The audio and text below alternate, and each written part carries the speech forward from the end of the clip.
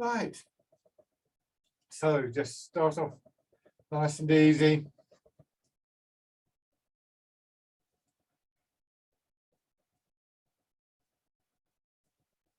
A couple of slow, gentle breaths.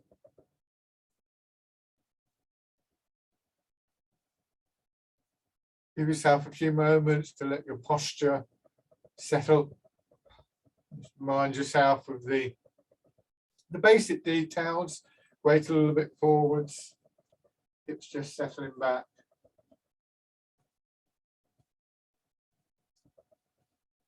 And that sense almost like a gentle pull on the tail of your spine. Put your chin in towards your Adam's apple, like you're holding the ball underneath. Just remind yourself to turn from the center. I'll place my hand over my navel. You'll see this movement. This is the main movement. Your arms are incidental.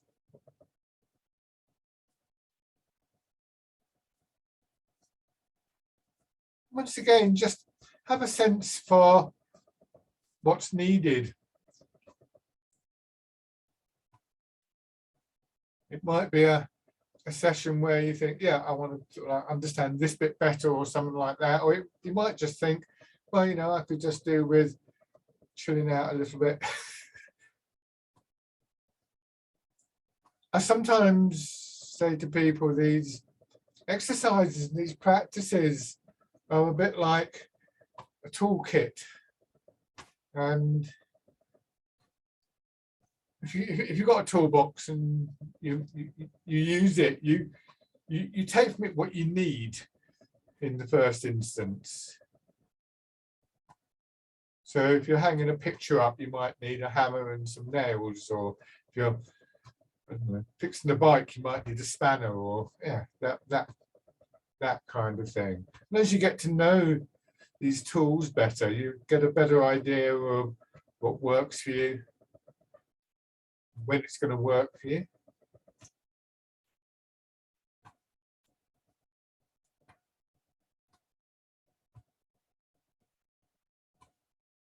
But the starting point is always going to be this period of settling. We sometimes refer to this as a warm-up, but that may be the wrong way of presenting it. It's you can think of it as the starting sequence, the preparation, if you like.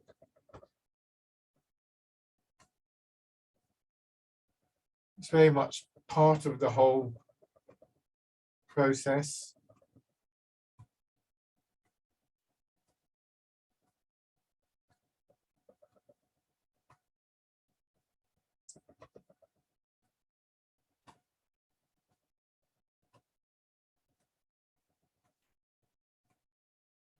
Just feel any change through your body as you do. I mean, you will physically warm up, your blood will start to flow a bit better, and so on. And so those will have an impact on your movements, hopefully loosening up a little bit.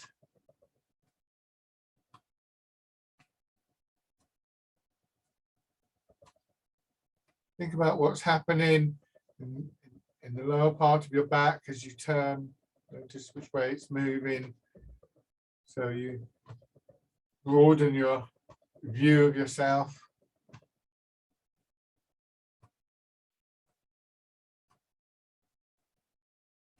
The weight of your arms just hanging from your shoulders.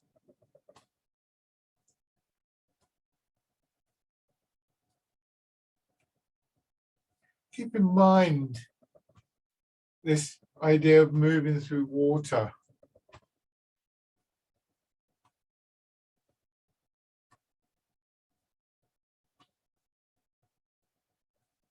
Repetition of all these things is the key. And sometimes we say things or hear things and they just don't register. And if they don't, then that's just par for the course. I know that I've done this many times. Sometimes I'll even say to my teacher, oh, the hands do this or the hips do this. and they'll look at me and say, yes. And I suddenly realize that they probably said it to me maybe hundreds of times in some cases. We hear things when we're ready for it. So just like the movements are repeated and any ideas are repeated. Sometimes I've come across a phrase or a line in one of the writings on Tai Chi. Just thought, oh yeah, that makes sense. And then maybe a few years later, I stumble across it again and I think about it again and it kind of comes out differently. So nothing is set in stone.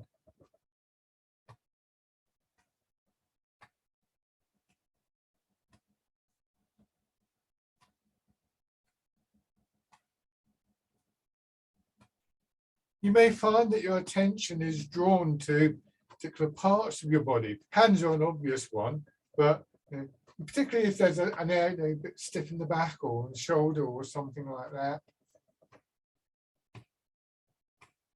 Sometimes just the act of bringing your attention there can produce a change. Sometimes you might want to focus on that area a little bit, but try not to get sort of caught up in it too much. If you find that you're doing that, just deliberately let your attention move elsewhere.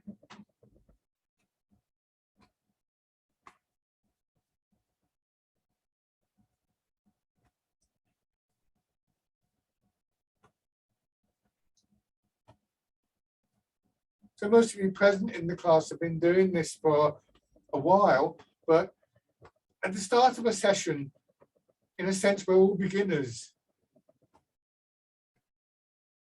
We go through, quite quickly, but go through the kind of initial experience of being in a Tai Chi class.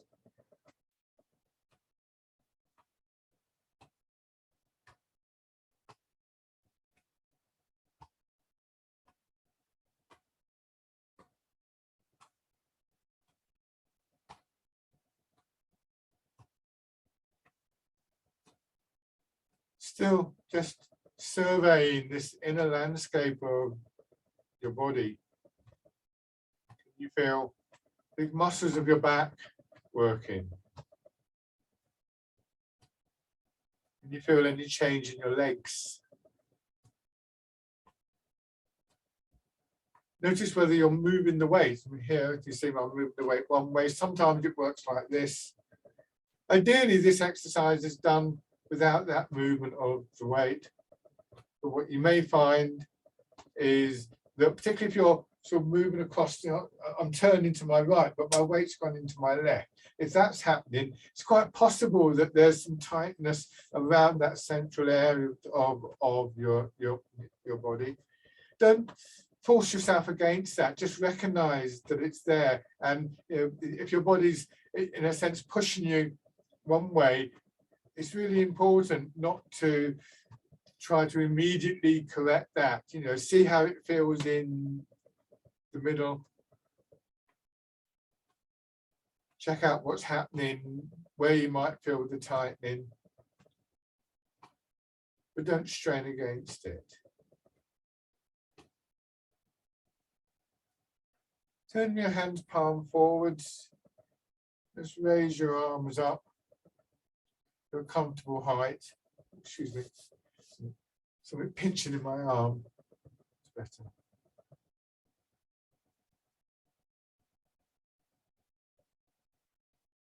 Soften the joints of your arms, hands, right down into your fingers, elbows hanging down.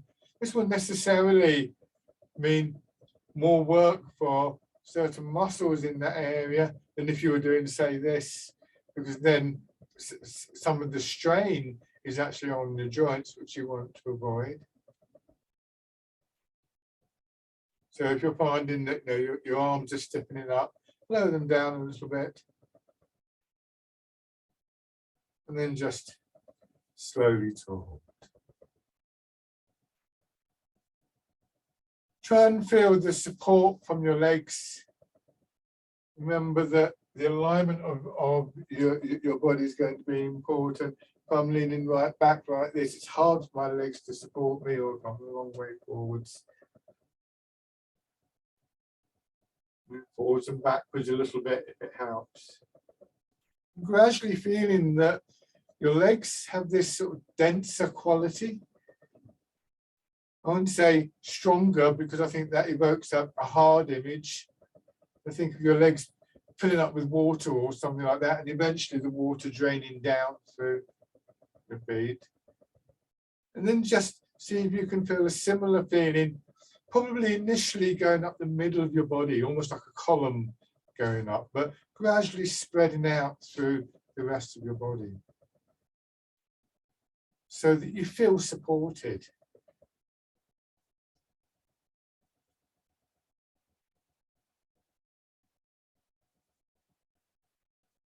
Try not to stiffen up in the lower part of your back, but let your hips drop back. And inevitably they'll swing down and then push up. Carefully with your knees. You'll find that the more you're able to soften your knees, the stronger it will feel in your thigh muscles. So there's a limit to how far you can comfortably sink down like this, because when the muscles grip, when they grip tightly, everything will start to stiffen up. But this is where the long-term physical conditioning becomes important. And then just try and feel that your whole body is working. If you can imagine a bit like a concertina or an accordion, you know, the squeeze box when they pull them out, that everything kind of extends upwards through your spine, your back, and then gently downwards.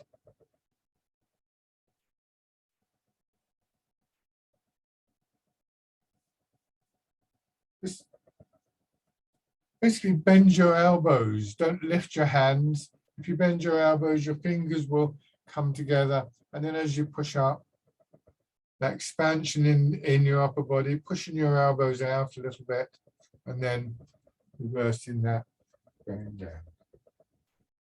So from the sinking down, from the root, we get pushed up. We feel that movement up through our body. Try not to overdo the arms. The temptation is always going to be to see what I'm doing and to copy that. And what you will see most clearly, of course, is my arms apparently doing that. Again, if I come a little bit closer, so there, my hands are roughly in front of my navel. At the top of the movement, they haven't even reached the top of the rib cage. The top of the rib cage is there. That may vary a little bit, but what I'm not doing is trying to lift my arms.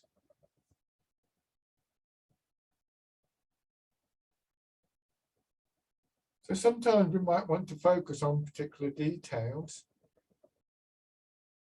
but always we want to try and cultivate in the back of our awareness the sense of our whole body, whole person really, body, mind, energy,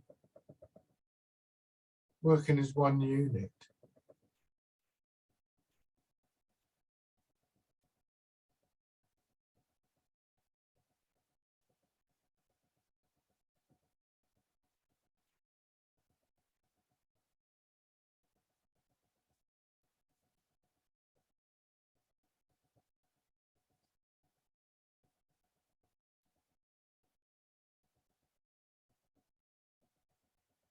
Do one more of these.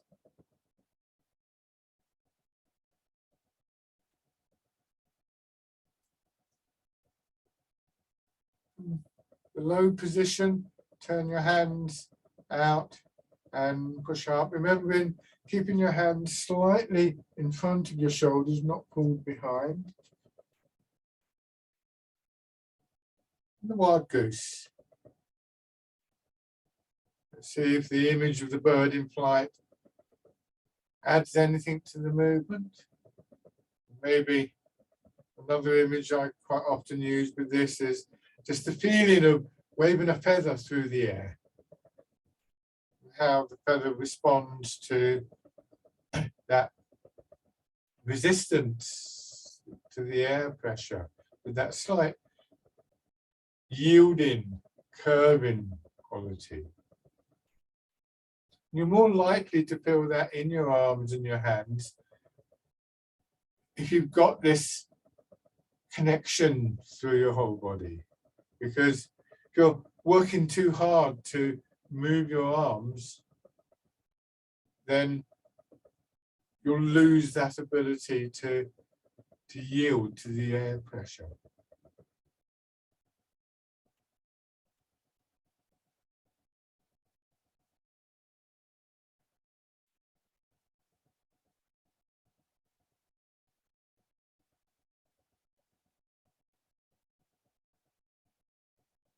And then part in the clouds.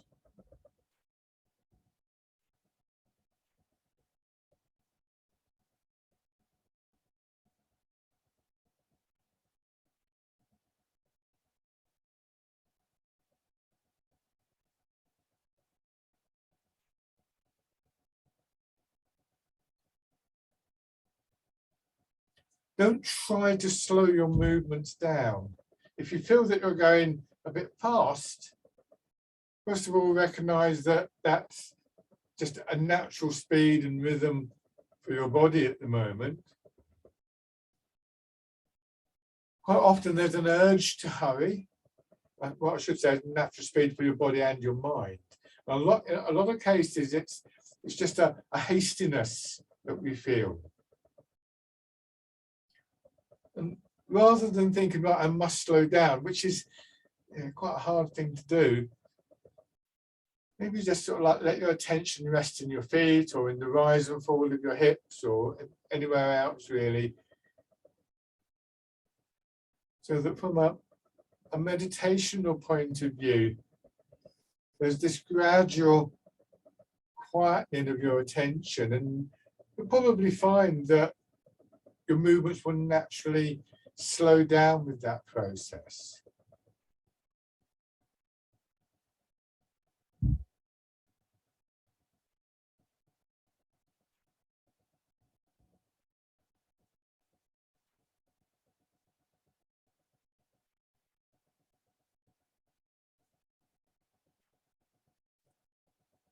Dragon plucks the stars from your sky. The starting point is your hands hanging down, so you can feel the weight of your arms. And then on one side, still feeling the weight of your arm that's hanging down.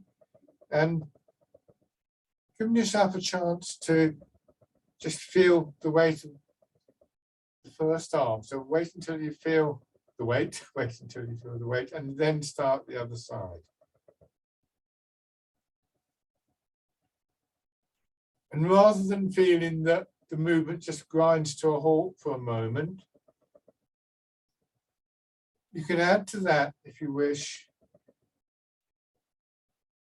an idea that here, I let my arm come down, I feel the weight of the arm, I let my attention go across to the other side, and then I start. So that, imagine in a wildlife documentary, a camera slowly panning across the landscape.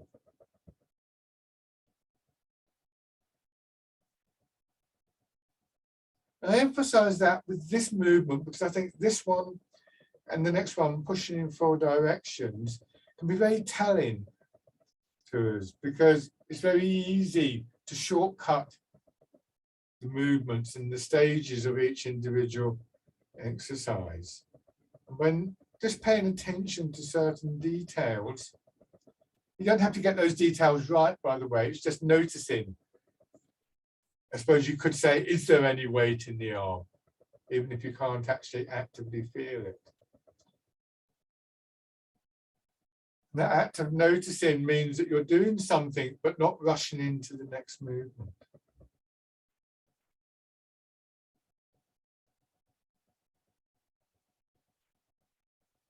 Do one more of these on each side.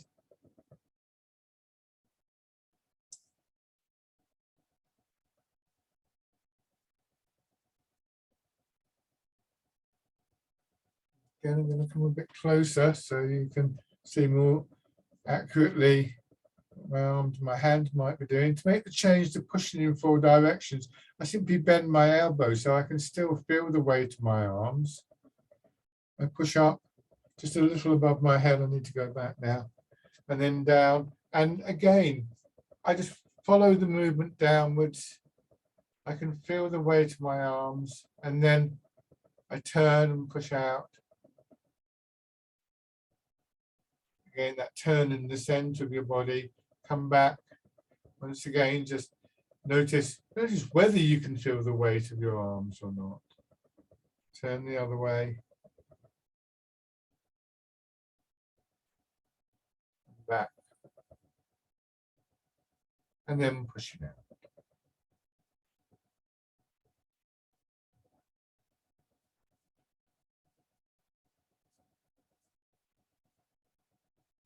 Again.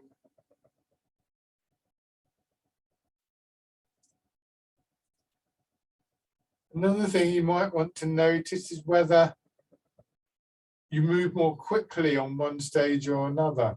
Again, commonly, I think we tend to go more quickly in that withdrawing movement. Once again, I'm not expecting you to artificially slow that movement down. That creates tension. But first of all, just notice. I sometimes, with this exercise, might use a count. So it doesn't matter how much you count, but I generally go up, 2, 3, 4, and then down, 2, 3, 4. You notice my arms are actually moving more slowly on the inward movement today. Probably because I'm talking to you, I'm not really paying attention, full attention to what I'm doing.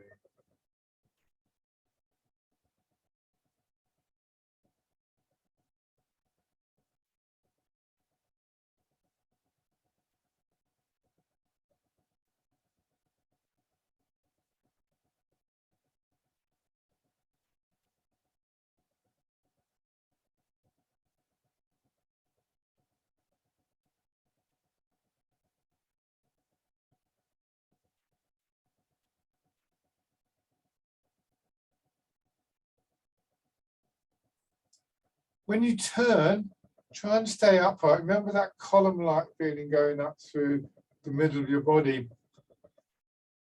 And again, be careful with the turn. It doesn't have to be a big turn. Quite often, we start to pull around and we end up a bit like that, a bit bent over.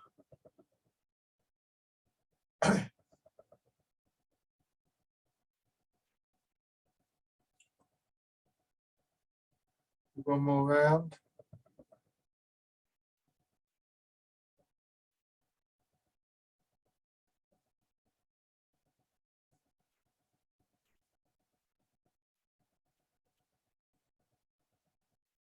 I think this is quite a good exercise to really feel that nice, steady, fluid quality of movement with its rhythm, its flow. Qualities that we want to try and just identify, work to in all the exercises. Now, again, letting your arms drop down on one side, and over, and then down.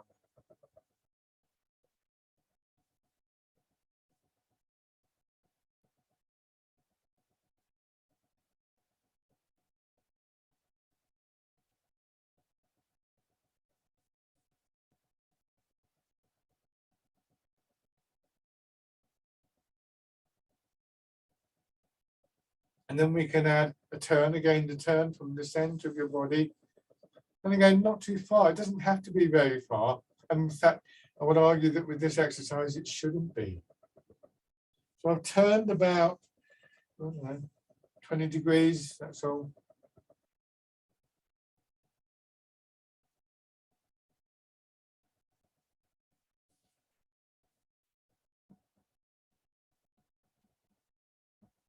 Remember, weight forwards, hips dropping back.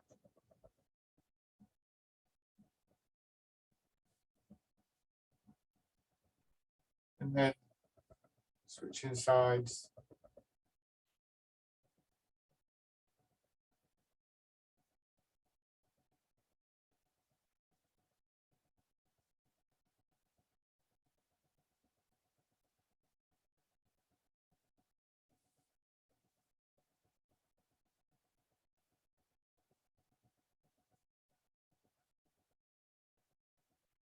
Then when you come to add the turn, just be aware of what's happening again, where your spine meets your pelvis.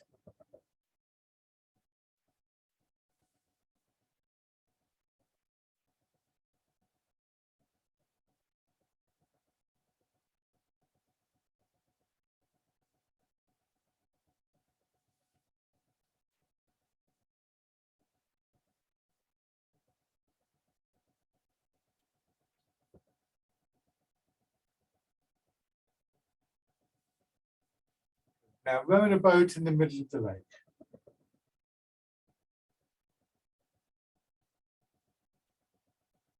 And again, it's that area of the tail of the spine, hips, however you care to think about it, that creates the movement. We sink down, that area pushes back, keeping our center of gravity above our feet.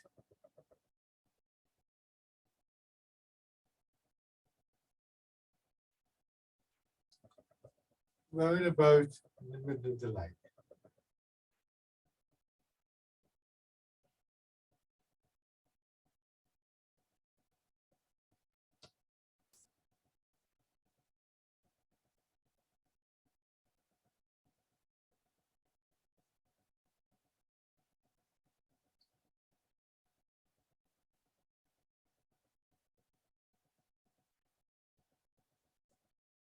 This is the last one, and then change into polishing the table.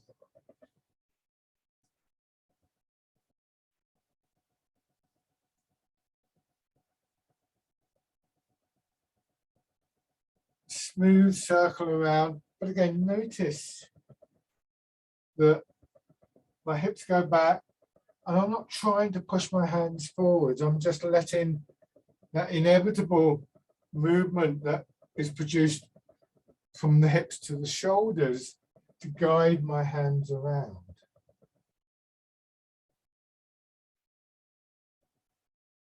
For some of you, I've offered an idea, an image that with some exercises that you're carrying a tray of drinks.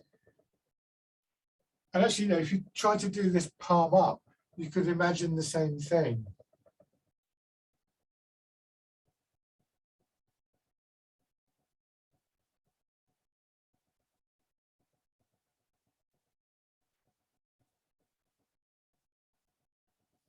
I'm going to turn my hands palm down again now, because that's how the exercise should be done.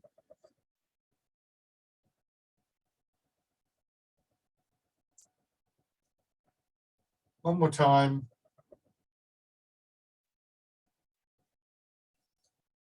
And then just let your hands drop down.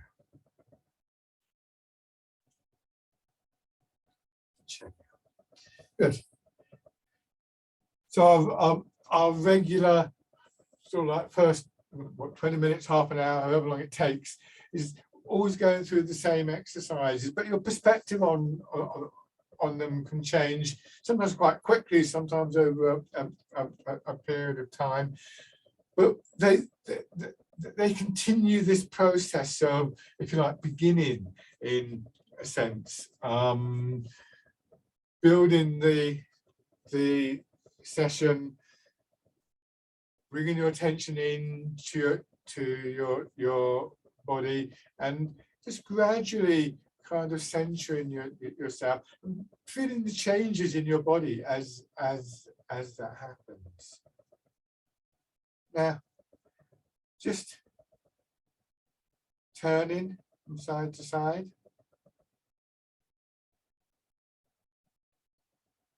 So my arms continue to hang from my shoulders. And just focus on one arm. So it doesn't matter which one, we'll do both sides. And if your shoulder's nice and loose, and especially if you can add this image of moving through water, then what will happen is the arm will begin, and I'll exaggerate. This is exaggerated, but gradually the arm swings. And it's like pushing somebody on the swing. You start off quite small and gradually get bigger. And if you notice, the fingers, again, I'll exaggerate, they just naturally swing in an arc, a part of a circle, down and up, down and up. They pretty much have to do that. Unless something's stopping them, this is how they would naturally move. So then just turn around and let the hand come up and over, completing the circle as much as possible. Turn in your body, turn back to the front. Well, I've got to look further than the front. You can make it a more exaggerated movement. So you would touch all points of that circle in the course of one cycle of movement. And then remembering that softness in your elbows as your hand rises, just letting the elbow drop down. So now that brings your hand in front of your shoulder. And as you turn, you push straight forwards. Don't push across, push straight forwards. So there's a wall in front of you, and you're just going to touch the wall. Or like there's a door there, you're just pushing the door shut.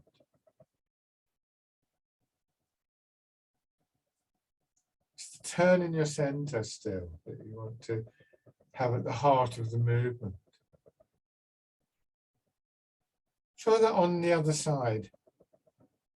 I didn't specify an arm, so chances are you chose what you might think of as your best side, your favorite side. So this might not feel quite so easy. And now that you know what I'm trying to do, you'll have an urge to sort of do it quickly. But again, just imagine you've got something heavy in your hand and you can't actually lift the hand just yet. Feel that swinging movement.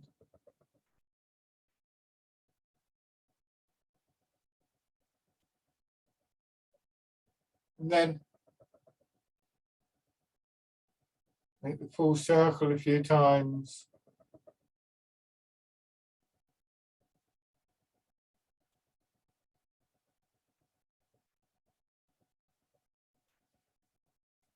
So 90% of this is going to be the same movement you did for the other hand.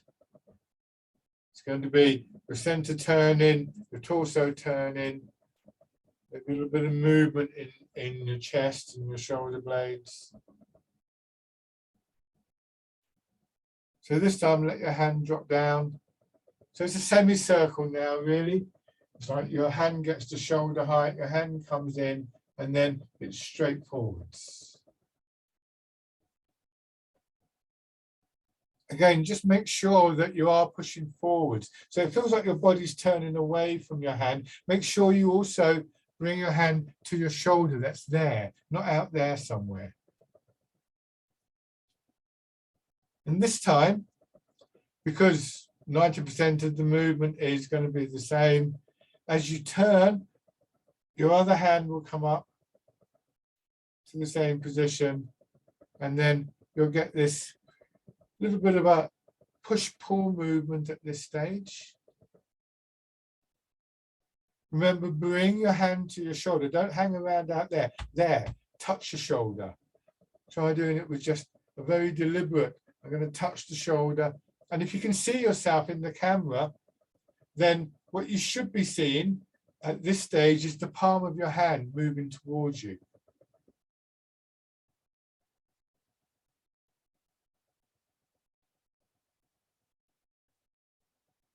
Two things you can add to this slowly.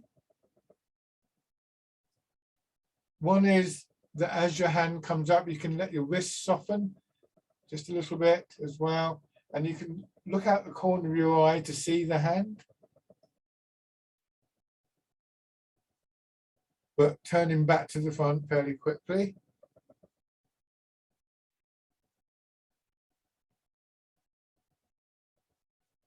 Actually, three things. Another thing is, if you watch my front hand, it doesn't stay still, it rotates, the arm rotates. And the final thing is here, if I just stop in the middle here, you'll see my hands are almost facing each other. Some people actually deliberately hold a ball there. I tend to be a little bit more open than that. But that top hand definitely dips down a little bit. And then up. The movement, which my first teacher, Bronwyn, used to say, sort of mirrors the shape of the scapula, the shoulder bone.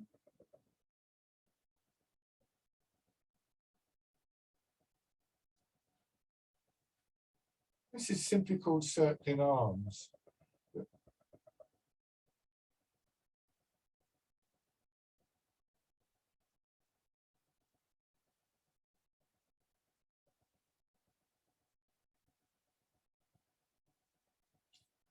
And shake out. The thing about your hand facing forward as your body turns to the side, if you look, and again, some of you are tending to do this. Yeah, this hand is not in front of my shoulder. And you'll end up sort of floundering around like me when I go swimming. Take a little bit more time. Remember, it's not a race. Wait until the hand is in front of the shoulder. Wait until the hand is in front of the shoulder. Wait until the hand is in front of the shoulder. When I say in front, look, my hand can touch my shoulder. My hand can touch my shoulder. Then what you get is this posture. And here, if I show you from the side, you can see the openness. It's not dissimilar to the wild goose. You've got an openness across your chest. And then we realize that when they say in some of the manuals that this exercise is good for the lungs, that's why. But this isn't good for the lungs. So we're constantly trying to refine the movements to make them more and more precise. And that's obviously a good thing for the mind, but it can have an impact on the body as well. So now, hands in front, down by your sides, 1 foot forwards, and just transferring the weight.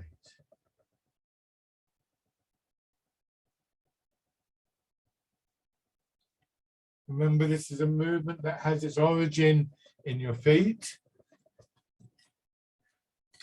So you're sort of pushing your body forwards.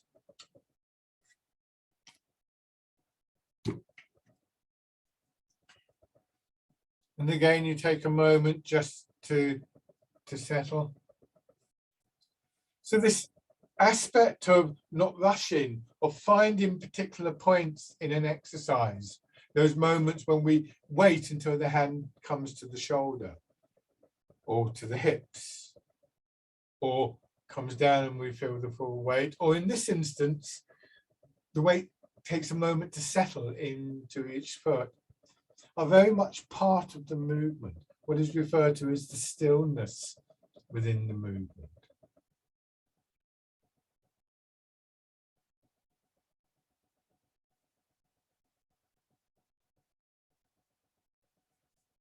And as I said at the beginning of the class, we can consider when we start up, what is it we need?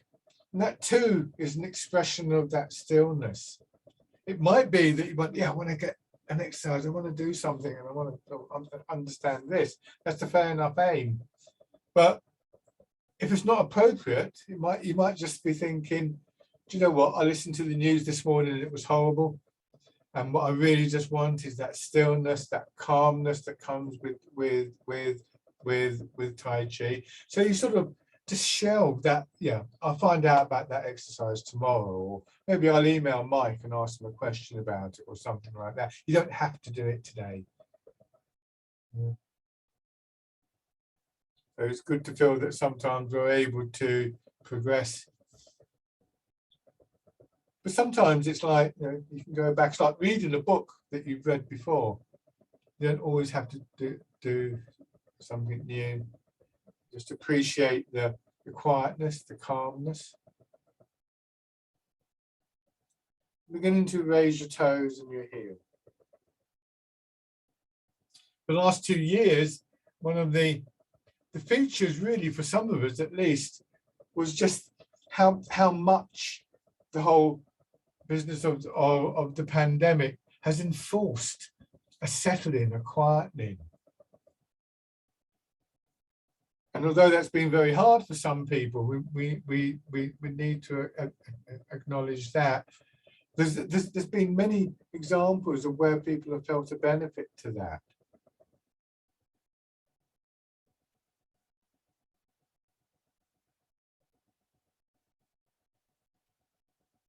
And then when we start to step in, we can begin to realize that quietening is actually the very thing that helps us to develop the stepping in the way that we want to do it.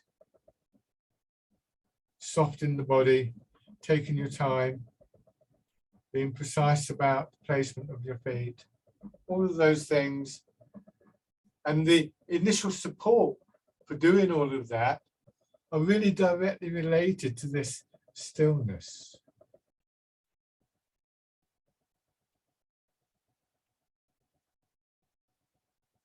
And then on the other side.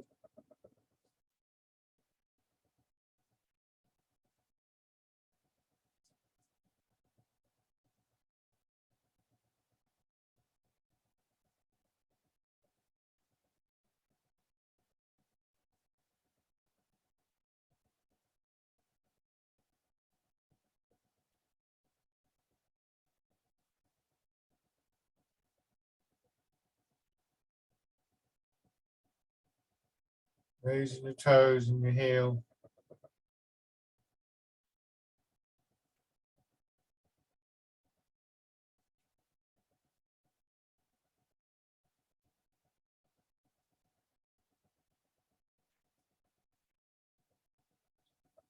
Stepping in.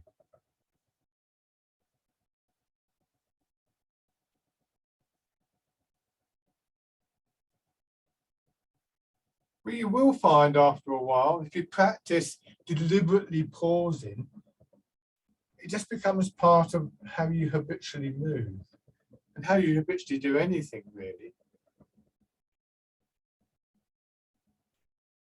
It's almost like our first response to pretty much anything becomes just a split second of stillness.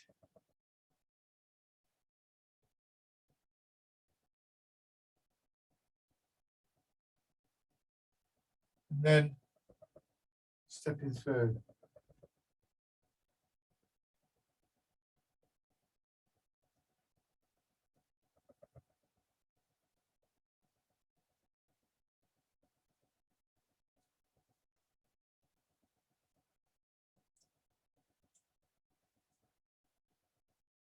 And then go the other way. You can put the foot down, however you put the foot down. Just take a moment to just appreciate that contact with the ground. You rarely do that. Oops, he says, wobbling around. So, oh yeah, there's the ground beneath that foot.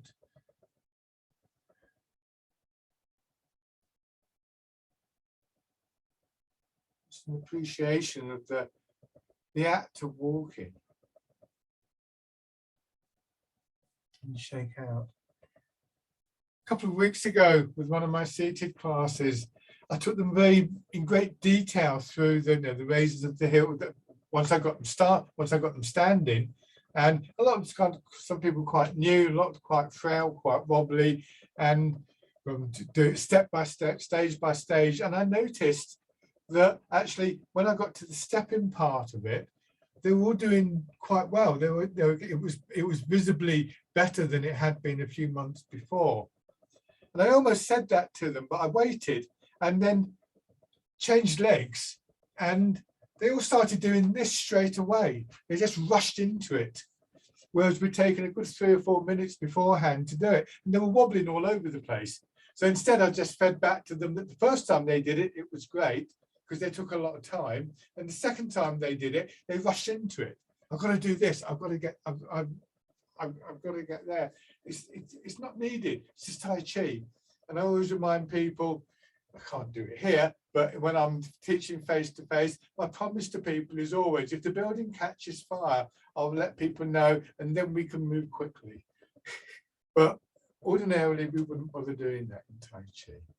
So, hands down to your sides. Easing forwards, leaving your hands behind and just letting them swing through. Already your hips moving backwards. So here, you go forwards again. Fisherman cast the net. Like you're throwing a sheet over a bed. Remember, the movement is forwards, and that the arms actually move beyond your hips, really, as you find the ground beneath your feet. Feel the weight in your back foot. Notice how the arms come through, and then the hips go forwards. Same thing here.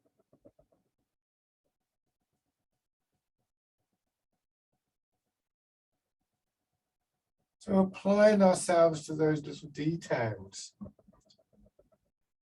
starts to give us a very close view of the body, trains our attention to notice these little details, and that in its turn, once again, helps to quieten the mind further, and so on and so forth.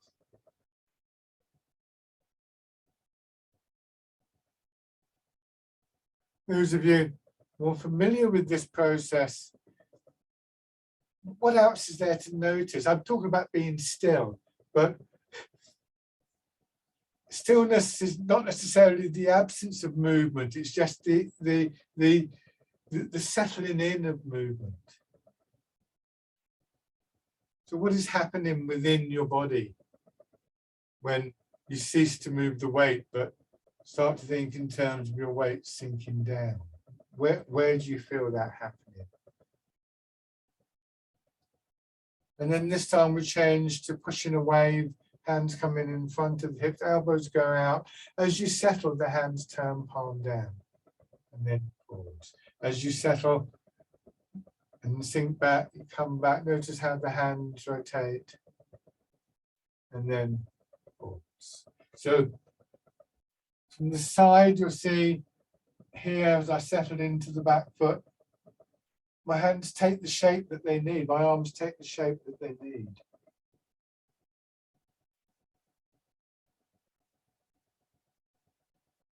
And that then guarantees that as my arms are still swinging, inevitably the hands are going to come up.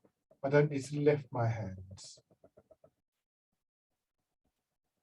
And this time, in that moment of stillness, and then you sink back and you let the rear hand or the hand adjacent to the rear leg, and you sink back and you turn, wait for the hand to arrive, rotate the front hand in front of the shoulder, go forward. And now when you turn, your hands will pass each other by.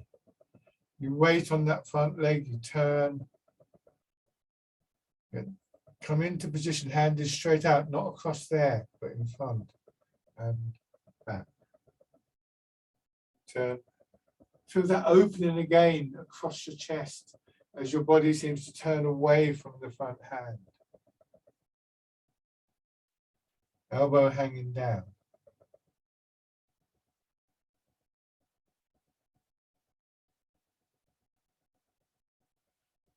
Viewing the movements in this way helps us to take the confusion of a movement like this out of the whole equation. We're trying to do the whole movement at once, it becomes a mess, but we're not doing the whole movement at once. We do one, we bring the hands into position. 2, we move back. 3, return. Return a bit more. 1, bring the hands into position. 2, move the weight. 3, push through. Gradually, those stages will overlap. We just need to make sure that that isn't accompanied by a speeding up.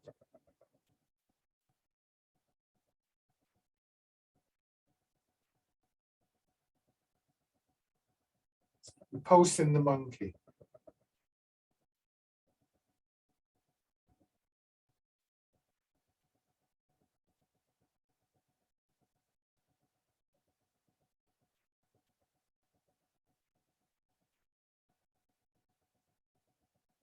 Good, and then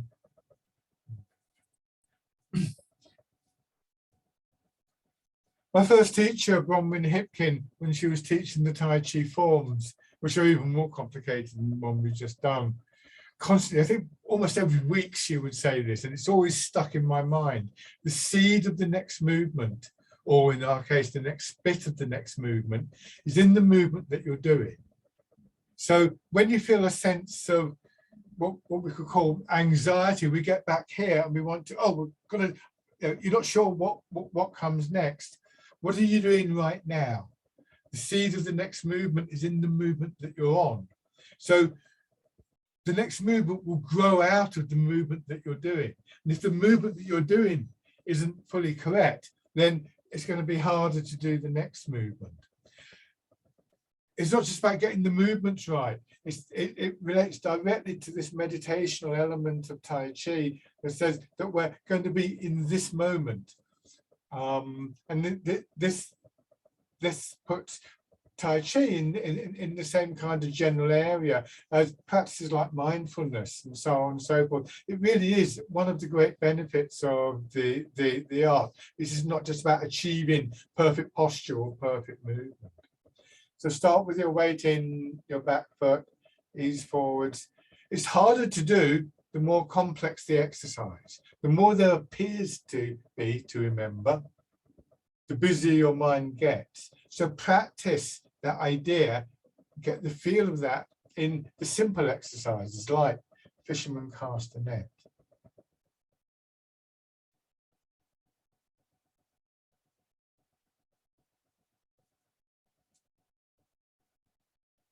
And you can emphasize it. Again, you can think of this in stages. 1, your weight moves forwards. 2, you settle into the foot. 3, the arm swings through. 1, your weight moves back. 2, you settle into the foot. 3, the arms swing through. Done like that, you would inevitably lose some of the flow. It will start to be a bit fractured. But if you practice like that, then it'll round off and the flow will come back much more effectively.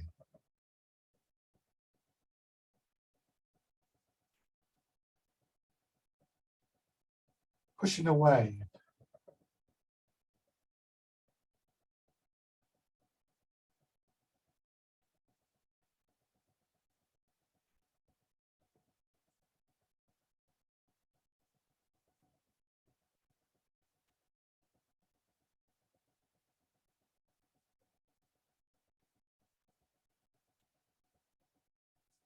So in a way, you could say that all the detail, the different ideas and images we use are really there to help us find that sense of stillness.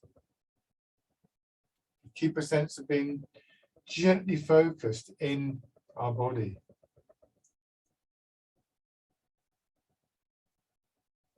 Then we pulse the monkey, drop back. Now it's going to be your right arm, you turn, rotating the arm. You don't have to remember all these details. If the details are in the service of being quiet, trying to remember too many of them is going to have the opposite effect. You might just want to focus on settling into your foot. Whichever idea I've thrown out is the one in the front of your mind, is the one to rest with. You're not here to compete with me or with anybody else or to prove anything.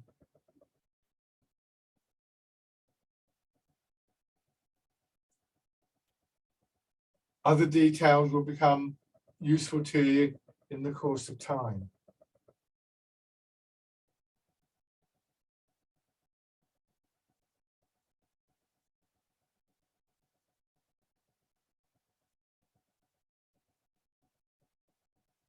And then bring your feet parallel. Tai Chi is a strange art. It has both tremendous flow to it, which is the first thing that we often notice, but also tremendous precision to it. And sometimes that precision can be a bit tiresome, but consider a river flowing down through its bank. It needs the shape of the river bank and the river bed to continue the flow. If a river bursts its banks, if the construction of the river somehow fails for one reason or another, it loses the flow. It might just sit there for a while or something like that. So to sustain that flow is it's required, if you like, to have the precision. You don't want it to get to a point where that precision blocks the flow. And to start off with, if you do stop deliberately, then that's what will happen. But soon you'll find that the flow returns because the shape is there for it to flow through. Everybody wants the flow in Tai Chi, and in my experience, the people who go for that too quickly, and I count myself as one of these, actually lose something. You then have to put a lot of effort into maintaining the flow. But if you've got the shape itself will actually help to sustain the flow. So it's no longer an effort. If water has a clear pathway to get to the sea, then it will carry on. It's only when that pathway becomes unclear that there can be a block to that. So the detail is there partly for that for that sake.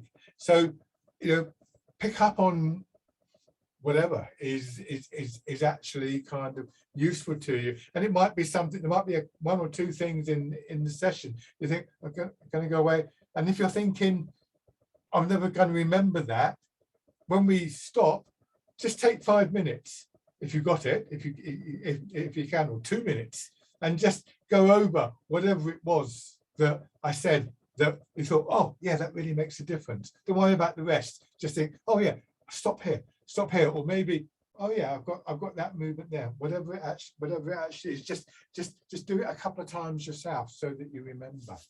So rubbing your hands together.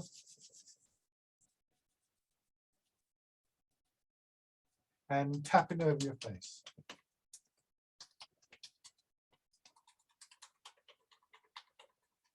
Over your head and neck. Down to one shoulder and your arm.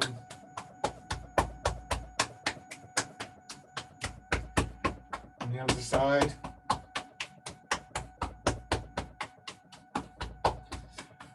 Into your back. Around your hips, your legs.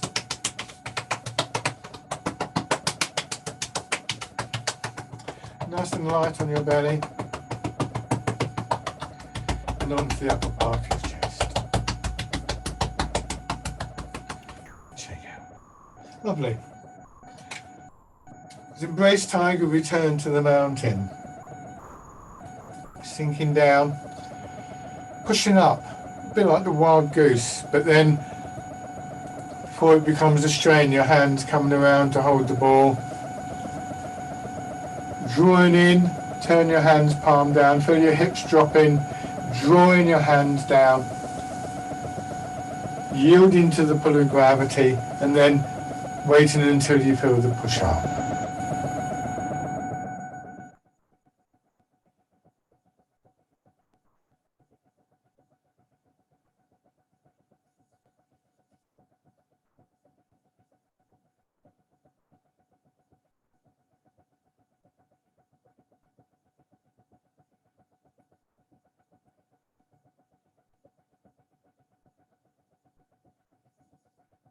One more round.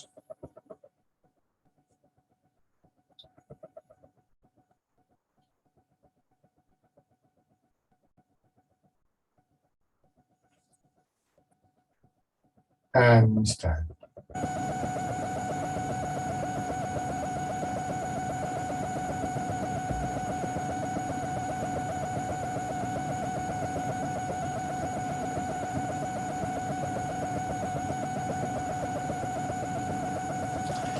Check out.